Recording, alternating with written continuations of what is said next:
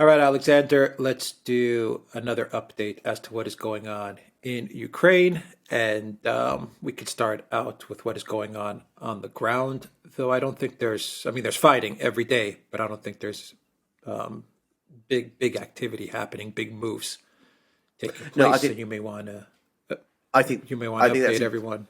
exactly. I think Yeah. that's exactly right. I think, by the way, that's what the Russians want at the moment. I think they want stability on the front lines, whilst they're still training up these 300,000. Well, actually, it's apparently 380,000 men that they're enlisting into their forces. And when we're talking about enlisting into their forces, I saw that an entire new paratroop brigade has apparently been created out of ex-paratroopers who've been called up again. So, I mean, we're talking about a very, very major Russian build-up. Now, as you rightly said, there's not any sign of major activity. There is occasional reports. Yesterday, I was reading a brief flurry of reports that the great Ukrainian offensive in Zaporozhye had begun, and Ukrainian channels were talking about this. But then it turned out that wasn't the case at all. What the Ukrainians have been doing is that they've been shelling the Zaporozhye nuclear power plant, which seems to be then another one of their particular obsessions. But anyway, apart from that, there's been no very dramatic news. One gets reports. A Russian newspaper called Redovka said yesterday that the Russians have made more progress around Ugledar, that they're now gradually cutting Ugledar's supply lines. There's some more reports that things have quietened down on some of the other fronts in a way that the Russians like, that the Ukrainians are no longer counterattacking anymore. But the big battles at the moment are over. The big movements of troops backwards and forwards are over. Before I finish this summary, by the way, I just wanted to say something about Kherson. That's the area west of the Dnieper. Because if you remember, the Ukrainian military were constantly warning that the Russians were trying to draw Ukraine into a trap in Kherson. And I'm not saying that this is true, but you're getting some reports trickling out from Kherson, west of the river, west of the Dnieper, which, sort of, collate with that, in the sense that it seems that the Russians are carrying out continuous airstrikes on the Ukrainian troops west of the Dnieper. They're strung out across open fields. There's very little cover for them, and they're well within artillery range of Russian artillery east of the Dnieper.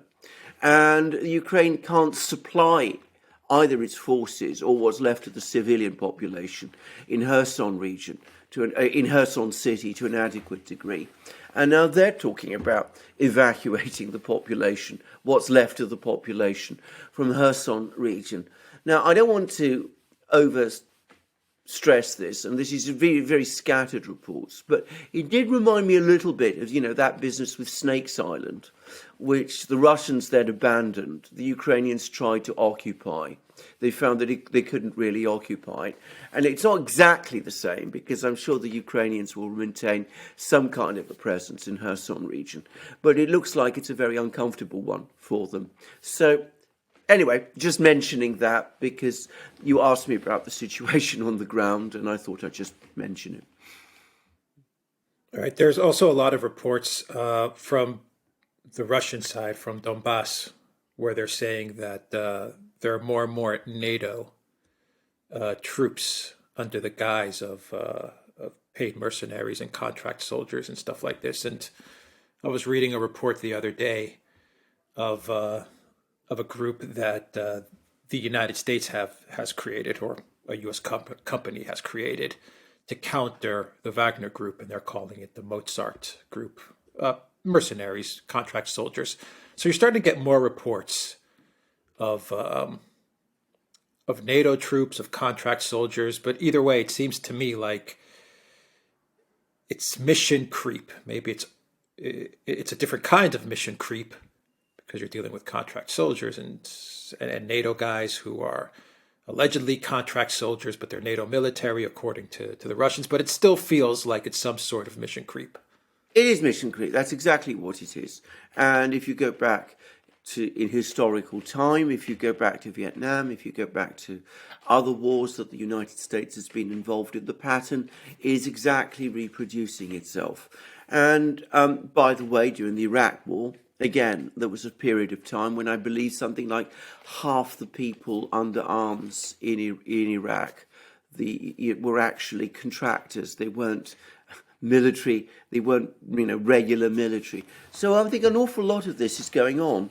And the problem is, however much you internationalize the war in that way, I doubt that it can make up for the scale of the Russian build-up that's going on. I mean, the US can send thousands of contractors. The Russians can call up tens and hundreds of thousands of men. So there is already that problem.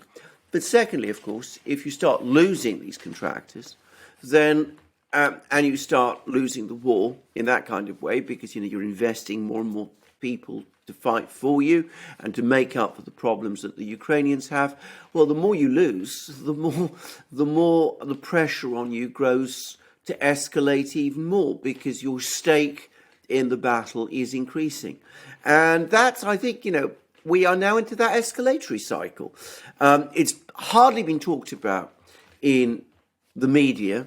It's certainly not been talked about in the British media. I mean, if you were reading the British media, you wouldn't know about these mercenaries hardly at all. You only learn about them when they're captured.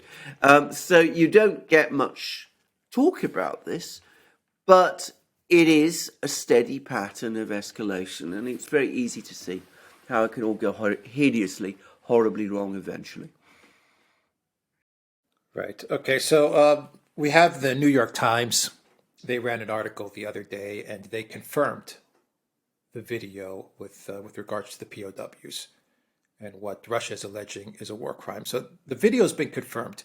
The New York Times, they stopped short of saying that Ukraine committed war crimes. I mean, they implied it, but they didn't just come out and say it.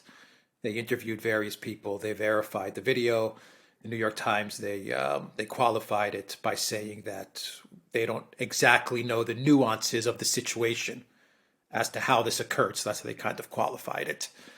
But I think this is a significant step in the collective West's frustration with the war, but also with the Zelensky regime. Newsweek also ran an article, and they said that much of the collective West is getting very frustrated with Zelensky. They're very upset with his doubling and tripling, quadrupling down. He still hasn't admitted about the Ukraine missile in Poland. I mean, it seems like there is a faction, not everybody, because obviously Zelensky's not admitting that it was a Russian missile because he's getting the orders from someone to not admit it. I mean, I'm convinced of that. Someone is telling him, don't come out and say it was us.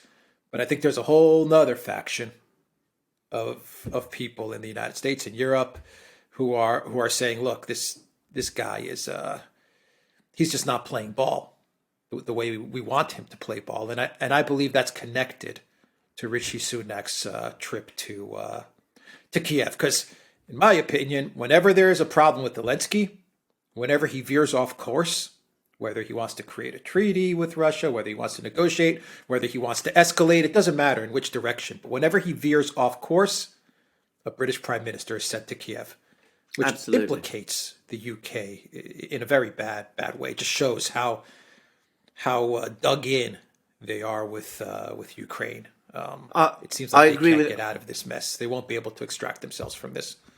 I agree with that on every count. By the way, I said something very similar in a video I did about Sunak. I'll come to Sunak in a moment, because I discussed his visit yesterday in my own program yesterday. But first of all, I agree. I think there is growing frustration about Zelensky. I mean, it goes back some weeks. We had that strange article which appeared, which said that he and Biden had a row over the phone back in June. Why rake that up all over again, given that now we're in October? Well, when it was published, I think it was early November. So why rake that all up again? But then again, when he veered off course over the Ukrainian missile strike, there's growing, as you said, exasperation with him. You had Sullivan visiting him in Kiev, apparently to read him some kind of, lesson, telling him you can't take a stance of refusing to negotiate under any circumstances at all. And apparently he wasn't happy. And now, and I think it's about the most concerning thing of all for Zelensky, actually, in terms of the public criticism that he's getting, in that officials of his own government, of the Ukrainian government, are contradicting him. Because he gave an address to a conference in Halifax in the United States, a virtual address, which was also, by the way, attended by the US Defense Secretary, Lloyd Austin. And Zelensky said over the course of that virtual address that the Russians had offered a short truce. And now Ukrainian officials are coming along and saying this isn't true at all. Russians have never made any such offer. And so in other words, they're actually coming out and saying that Zelensky has lied twice. So, I mean, he's lied a few days ago over the missile. Now he's lying again over the story of the short truce. He's been slapped down repeatedly. And the visit by Sunak is really so interesting because when Boris Johnson went to Kiev, it was big news. I mean, in Britain, it was the big lead story. The media covered it heavily. There was pictures of the two, Zelensky and Johnson together. It was a kind of love fest between the two. When Liz Truss went to Kiev, it was big news in a kind of a way. With Sunak going to Kiev, there's barely news at all. There's hardly, the coverage has been very, very slight. And he came with a miserable arms package, £150 million, which is, as I said, chicken feed in relation to what's been going on in Ukraine. And of course, some media outlets reported that he said that Britain would back Ukraine until it won. Except, of course, when you actually looked at Sunak's words, he didn't say that at all. He said that Britain would back Ukraine until it won the peace and security it deserved, which is quite a subtle difference, actually. I mean, they deleted those other words. But the point was, we didn't get very much information about what Sunak actually said to Zelensky. And the pictures of the two that I saw, they didn't look particularly friendly or particularly close. So I think that he was sent again from London, exactly as you said, by the collective West, by the ascendant faction in Washington. And he came to Kiev, and he basically told Zelensky, can't quieten down, want a period of silence from you. And, we are getting increasingly tired and frustrated with you and the way in which you're behaving increasingly erratically and going off course. And of course, Sunak is a good person to say that because on the one hand, he doesn't have the personal commitment to Ukraine and to Zelensky that, say, Boris Johnson did. But at the same time, as you said, Britain is a major player in Ukrainian affairs. And, of course, it's the primary ally of the United States, the primary military ally of the United States. So I suspect that was the message Sunak came to Kiev to deliver, basically to tell Zelensky, look, you're on borrowed time. You either behave yourself, you either stay on script, or we're looking out for other people to take your place. And by the way, there was a long piece in the Financial Times about General Zaluzhny, which came out at about the same time. That's the Ukrainian commander-in-chief, about the same time as Sunak was in Kiev. You think they're preparing Zaluzhny, or there's a faction in the collective West that may be inching towards Zaluzhny? Yeah, the other leadership. person that The other person some people are talking about is Yermak, who is one of one of Zelensky's officials. And it was Yermak who actually came out and said, that the Russians never did offer this short truce. So it could be Zelensky, it could be Yermak, it could be someone else. This, by the way, I tend to do this, and I hope people will bear with me, but this is it's starting to resemble a little bit what happened in South Vietnam. In South Vietnam, when the United States first committed itself to supporting South Vietnam in the early 60s, the president of South Vietnam was a very erratic and eccentric, but in some ways rather interesting man called Nguyen Di Diem. And the Americans eventually found that he was always veering off script, and he wasn't doing the kind of things that the Americans wanted. And eventually, they teamed up with the South Vietnamese military, and they staged a coup, over the course of which Diem himself was killed, together with other members of his family. And the military in South Vietnam took over. Most people looking back now see that as a mistake, that this was something that actually weakened the political structures in South Vietnam. But, this affair in Ukraine is beginning to have some similarities to this, in that people are getting increasingly frustrated with Zelensky. They find him erratic, they find him inefficient, they find that he doesn't have the ability to keep a steady course, and at the same time, he's perhaps too committed to one of the Washington factions as opposed to others. And one does get the sense that there's sort of a growing hardening of feelings against him. I mean, the fact that Newsweek is also publishing pieces about him also suggests that, frankly.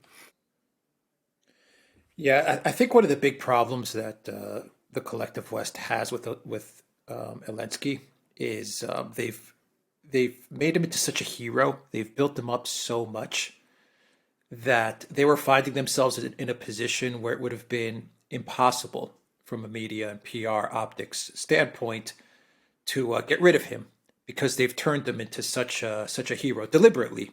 They've built him up almost too much, and there are people in the collective West that actually buy into this. They actually believe this guy is some sort of heroic figure. Go figure. But the missile strike in Poland, whether it was a false flag, whether it was an accident, deliberate, it doesn't really matter at this point in time, at least in my opinion, because I think it's opened up the door to the collective West to now paint Zelensky as a World War III loving maniac, a liar, a person who's unhinged, a person that wants to trick the world into nuclear Armageddon. I mean, this is what this missile has done for various factions in the collective West if they want to capitalize on it. And we're seeing some of them actually capitalize on this. And they are starting to talk about how this guy, Zelensky, he was this great president and hero of Ukraine, but he's kind of gone off the deep end now, and he's trying to trick us and lie us into World War III. So this guy is dangerous. This man is very dangerous. We have to do something about it. So it has opened the door there, and a good off-ramp for factions in the collective West that would like to extract themselves from this conflict. A good off-ramp would be to replace Zelensky. That could open the door to some sort of a renewed attempt to a ceasefire, to a negotiation. It's very much for me. It's kind of like if you want to understand what the collective West is thinking, then look at the way they're projecting. So all the time they said Putin must go in order for us to have peace. What they really mean is Zelensky must go in order for us to have peace. And just on a final note, Stoltenberg said this the other day. He said, NATO wants to achieve an acceptable peace agreement for Ukraine, so it is necessary to increase military assistance to Kiev. Military assistance, whatever. He's going to say that. But it seems like he's come back around full circle as to where he was in 3-4 months ago, where he says, now we're just fighting to create an acceptable peace. Yes. Let's usher Zelensky out. Let's continue to give them more weapons. We can then say we've helped Ukraine get to an acceptable place for an acceptable peace, and maybe we can extract ourselves. I don't know. Maybe I think that could be something. Actually, I'm positive that some people are thinking like that. Not the majority, but there are some people. That is exactly correct. And I'm pretty sure, by the way, that the military people and some of the economic people are saying this. They're saying this has gone disastrously wrong. You promised us regime change in Moscow. It hasn't happened. We're facing a very severe recession in Europe. I'm not going to go over again the situation in Britain. All you need to do is to go to the British newspapers, including the conservative newspapers, to see how grim the mood in Britain has become at the moment. I mean, the way in which the country is basically facing now is locked into decline. So, I mean, they all see this. The military are worried about the fact that their armories are becoming depleted. The economic people are worried about the general states of the economy and that the fact that Ukraine is going to cost a bomb, more than that. And still others are worried about the fact that it looks increasingly as if the Ukrainian economy is going to collapse, what's left of it, and we're going to have 8 million Ukrainian refugees pouring into the West at a time when there's no mood to take in refugees in Europe, and that could reignite all sorts of political problems in the West as well. And there are still other people who are saying this man is incredibly erratic. We have a World War III type scenario just over the horizon. We must find a way out. So you can see that all of these people are probably talking to each other, saying all of these things. They're saying to themselves, how do we get out? How do we extract ourselves from Ukraine get a kind of peace with honor type situation? Remember all that language from Vietnam and all that? So, peace with honor? Well, Zelensky's never going to deliver it. He's too erratic, he's too irresponsible, he's too unbalanced. So, let's get him out of the way and let's put in his place somebody like Yermak, who looks altogether more sober and more reliable and more sound. And I'm going to make a guess. I think there's a whole group of other people who are saying, we've also got to get rid of Zelensky. And the reason we've got to get rid of Zelensky is because we want to keep the war going. And we want a more efficient and militant and hardline leader in Ukraine. And we can't give up now because we've invested so much and we're sending our own people there in the guise of contractors. But we don't think that Zelensky is the right person to run things because, quite frankly, he's completely incompetent. So we also want to get rid of Zelensky, but we want to get rid of Zelensky and replace him with Zelensky, who's a more hardline, more reliable, more efficient sort of person. So I suspect that there are both of those factions in the West. And then there's a third faction which says, let's just leave things as they are, keep our fingers crossed, hope the Russians get tired. If we try and oust Zelensky at this moment in time, it's going to cause the whole thing to tumble and collapse. So let's how erratic and irresponsible he is, let's leave him in place. And let's just keep our fingers crossed and hope that somehow something happens over the next few couple of months or year or whatever, and that we find our way out. So I suspect all those factions are arguing it out and manoeuvring. But I think overall, it's the first faction, the faction of the economic technocrats, the military people, those sort of people, the ones who say we've got ourselves into a terrible hole in Ukraine, we've got to find a way out. I think that they are in the ascendant. And Stoltenberg's words, which you quoted about an acceptable peace, are very interesting because they're essentially the same ones that Sunak used over the course of his trip to Kiev. Sunak said, we will continue to support Ukraine until it's won the kind of peace and security that it deserves. It's not very different from saying an acceptable peace. Acceptable to whom, however? To the Russians, to the Ukrainian hardliners. Is this even really an option? Well, we'll just have to see. Yeah, and the collective West always has the media that they could spin it into any shape or direction they want. They can make a terrible loss in Ukraine look like an acceptable peace to their viewers in the collective West. So I mean, they do have the soft power to shape those Yes, words, acceptable yes, peace, in the yes. public's eyes. Do you believe that the rumors that Russia is preparing to knock out the entire electric grid of Ukraine in December and January, and they're also going to knock out much of the gas infrastructure, and the rumors to go along with what I just said are that the Kremlin has relayed this to Ukraine, and they've told them this is pretty much your last chance to come to some sort of an agreement. I think it's plausible. I mean, obviously, again, we always say this. We don't know what is going on inside the Kremlin. We really don't know. But it's plausible. It's consistent with the pattern of what they've been doing over the last few weeks, since October, these massive missile strikes that they've been launching every couple of days, knocking out more and more of the energy infrastructure. They went after the gas infrastructure for the first time the other day, and not in a big way, but in a way that suggests that more might be coming in that direction. And last but not least, and I harp on this, I also believe that at some point, if they do launch this big all-out missile offensive, they'll also go for the bridges across the Dnieper River. I know that there are people who are skeptical about this, but I don't see why they wouldn't personally. And I think they do have the capability to knock out these bridges. So they can do all of that. And of course, they've got 400,000 men plus joining their military, and apparently large amounts of weapons are moving in that kind of direction.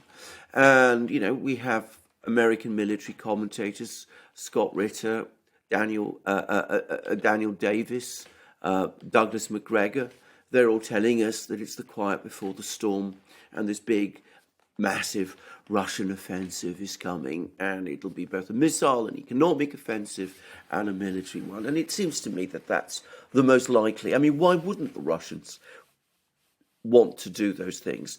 And it's quite clear, it's become increasingly clear now, that Ukraine isn't going to get the anti-missile defenses from the West that are needed to counter this.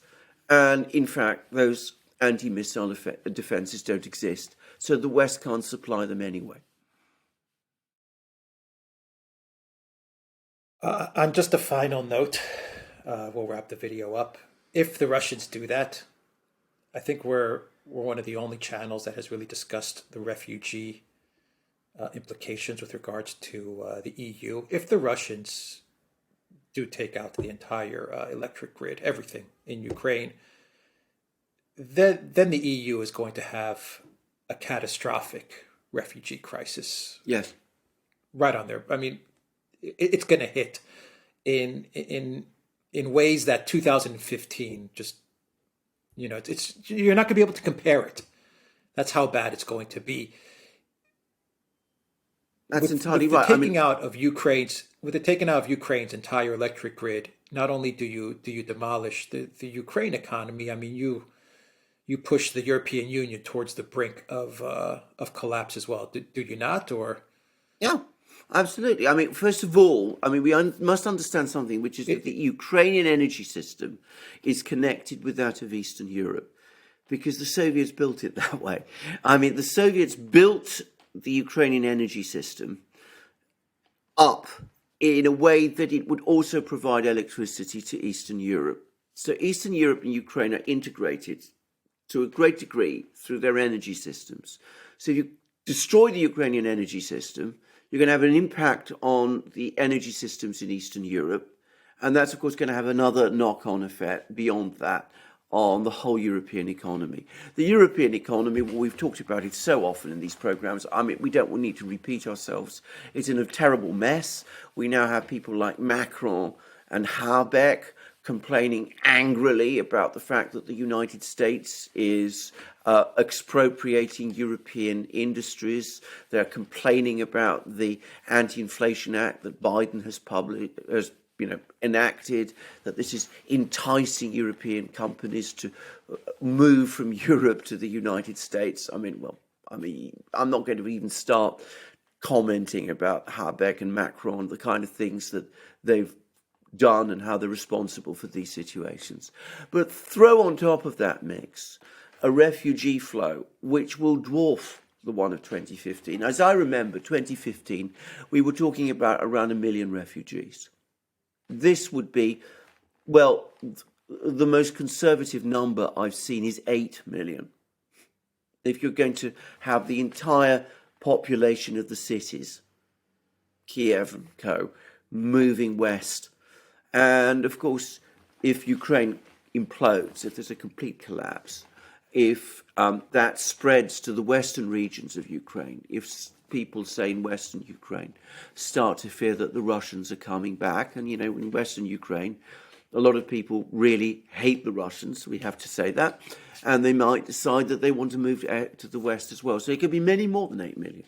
Well, at a time when Europe is in severe economic distress, far greater than it was in 2015, you're going to send a tidal wave of people from Ukraine to Europe at a time when already in countries like Poland, Italy, Germany, there's increasing exasperation with the behavior of some of the refugees that are already there. Well, I just doesn't bear even thinking about. It would be a calamity. And the extraordinary thing is, the European Union is doing absolutely nothing that I can see to prepare for this. They have no plan. They have no idea what they're going to do. They have no concept of holding centres or anything of this kind. It's just one of those things that looks so terrifying that they don't want to even think about it. And the trouble is, that's not a policy, that's not a strategy. If it comes, they will have to think about it. And you're quite right. At that point, we're going to see a massive crisis in the EU. You have countries, the frontline states, Poland, Germany perhaps, Romania conceivably, demanding that the Slovakia, Hungary, demanding that the burden be shared. You have massive pushback from Italy and France and all sorts of other places. The rows that are going to happen are just beyond, again, anything that one can really calculate or estimate or even understand. And the same is true in Britain, by the way. We have had Ukrainian refugees in Britain. There's already apparently growing impatience amongst many British people about the presence of some of these people. But of course, that's a trickle compared to the flood that may come. Yeah, the Russians realize this, though. Of course they do. Of course they do. They know this perfectly well. They know. Alex, can I come back to that? I thought one of the most prescient things that anybody's ever said about this crisis. You said this all the way back, well before the war began. You said, what a hill to die on. Ukraine, what a hill NATO has chosen to die on, which is Ukraine. They could have negotiated solutions to this problem. They could have moved to activate Minsk II when then that was still an option. They could have agreed with the Russians that Ukraine will always remain neutral, that there's no chance of it ever becoming a NATO member state. They could have done any of those things. They did none of those things because they pursued this regime change agenda in Moscow. They thought they were laying a trap for the Russians in Ukraine, and they laid a trap for themselves. And as I said, if millions of people come their way, which is predictable, it's completely predictable. The Russians, of course, know it. The Europeans must know it. If it happens, well, as I said, it'll be a calamity that European leaders have brought onto Europe. They brought it onto Europe themselves. I say it. The reason I bring it up is because every day I'm getting articles from the Ukraine energy company, DTEC, I believe it's one of them is called. That's okay. The CEO from the BBC. The CEO is giving interviews and he's saying Ukrainians that are living in these cities, Kiev and Odessa, Lviv, get out. We're telling you, go somewhere else for 3, 4, 5, 6 months. I mean, that's what the CEO of the Ukrainian energy firm is saying. He is telling people of Ukraine to go find somewhere to live for Yeah, 6 months. yeah, yeah. And I just wondered to myself, where do these people go? What do you mean, go find somewhere to live for 6 months? It's crazy there's talk. it's crazy talk. I mean, it's not crazy. It's entirely sensible. We know what he means. He means go to Europe. It's yeah. the only place. I mean, they're not going to go to the Ukrainian villages. I mean, however, whatever people say about that isn't a practical option. You can't. These villages can't sustain, the 8, 10, 15 million people we're talking about. We're talking about the bulk of the population of Ukraine. They will go to Europe. There is no other place. And you're absolutely right. I mean, I was reading, the mayor of Ivano-Frankovsk, one of the western Ukrainian cities. He was telling anybody who lives above the ground floor in one of these big apartment buildings, you should leave because, the lifts might not be working before long. And of course, as you know, in the ex-Soviet world, most people live in high-rise apartment buildings.